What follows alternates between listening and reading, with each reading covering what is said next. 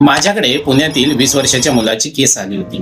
सगळ्यांसाठी तो always available होता, पण त्याला कोणीच ना सिरियस घेत नव्हतं. फ्रेंड्स कामासाठी त्याला कॉल करायचे, हा लगेच कॉल पिकअप करायचा. नोट्स हवे असतील तेव्हा मेसेजेस यायचे, लगेच नोट्स प्रोव्हाइड करायचा. प्रॉब्लेम आले की लोक त्याच्याकडे यायचे, हा लगेच अवेलेबल असायचा. पण त्यांना जेव्हा गरज पडायची तेव्हा कोणीच नसायचं. तो कधीच नाही बोलायचा नाही, सगळ्यांना तो प्लीज करत असायचा.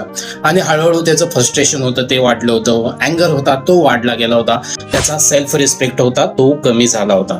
तो म्हणाला की लोक ना माझी व्हॅल्यूच करत नाही आहेत. समजून घ्या, रिस्पेक्ट फक्त काइंडनेसमुळे येत नाही.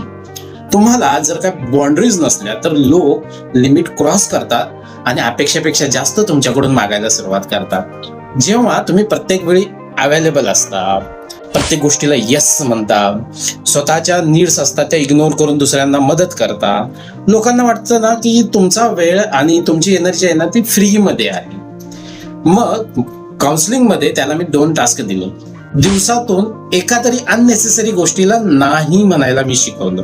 दुसरा की रिप्लाय लगेच द्यायचा नाही, स्वतःच्या वेळेनुसार रिप्लाय द्यायचा. आता सायकोलॉजिकल रूल या ठिकाणी काय सांगतो, पीपल प्लीजिंग मध्ये रिस्पेक्ट कधीच मिळत नाही. क्लिअर बाउंड्रीज असतात तिथे तुम्हाला रिस्पेक्ट मिळत असतो. आता तुम्हालाही कधी कधी असं वाटतं का की तुम्हाला रिस्पेक्ट मिळत नाही, तर हा रील जी आहे ती सेव्ह करा आणि काउन्सिलिंगसाठी मला DM बाउंड्रीज म्हणून करा. आणि हो, मला फॉलो करायला अजिबात विसरू नका.